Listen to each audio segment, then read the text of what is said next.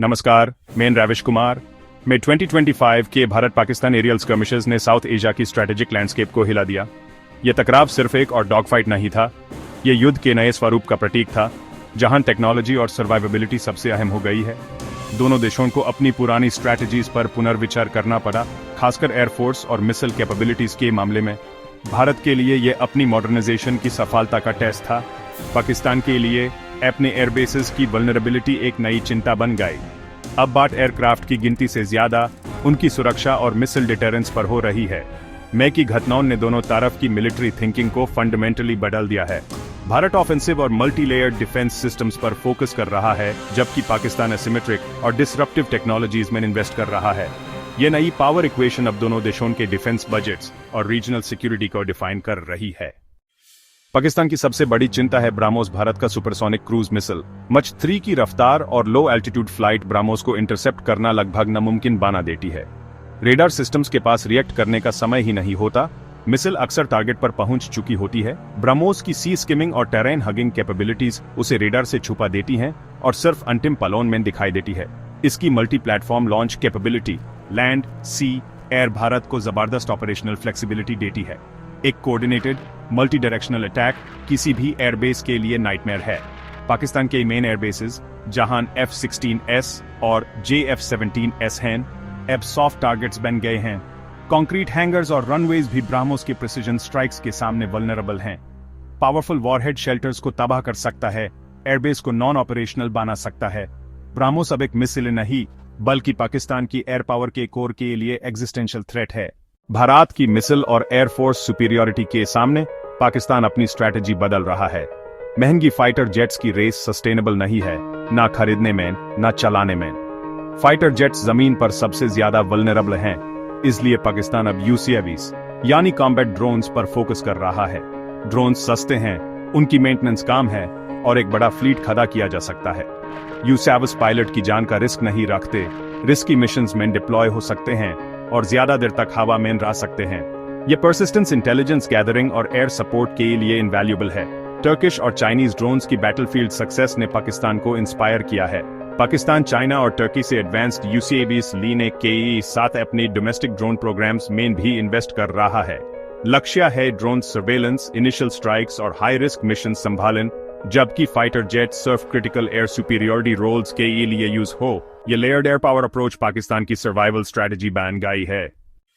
Fighter jets और drones दोनों की अपनी खासियत और लिमिटेशंस हैं। मॉडर्न जेट्स जैसे रफाले या F-16 तेज, फर्टल और हैवी पेलोड ले जा सकते हैं, लेकिन उनका नुकसान महंगा और ह्यूमन कॉस्ट भी हाई है। ड्रोन्स धीरे, कम पेलोड वाले लेकिन रिस्की मिशंस के लिए परफेक्ट हैं। पायलट की जान का खतरा नहीं। ड्रोन्स आवर्स तक लॉइटर कर सकते हैं, डेंजरस या डर्टी मिशन संभल सकते हैं और गिरने पर सिर्फ फाइनेंशियल लॉस होता है।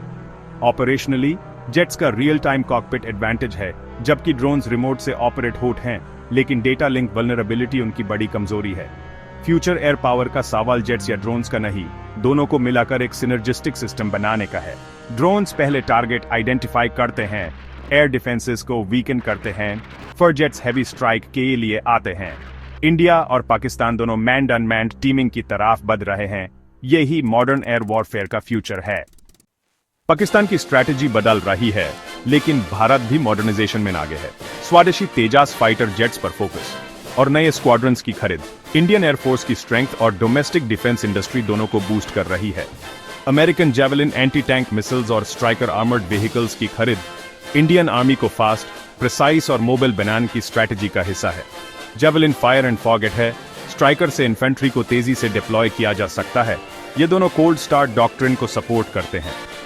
तेजास छोटे एयरफील्ड से ऑपरेट कर सकता है, जेवलिन पोर्टेबल है, striker all terrain mobility data है। यह सब भारत को मल्टी फ्रंट रैपिड कॉन्फ्लिक्ट के लिए रेडी करते हैं। इन एक्विजिशन से भारत की स्ट्रैटेजी साफ है, स्पीड, प्रिसीजन और सेल्फ रिलायंस। मॉडर्नाइजेशन का यह फोकस भारत को ज्यादा फ्लेक्सिबल और डिप्लॉयबल फोर्स बनाता है। यह सब रीजनल डिटरेंस और क्विक रिस्पॉन्स के लिए डिजाइन किया गया है। भारत पाकिस्तान की स्ट्रेटेजिक राइवलरी ग्लोबल पावर्स, खासकर रशिया और चाइना के इन्फ्लुएंस से डीपली लिंक्ड है।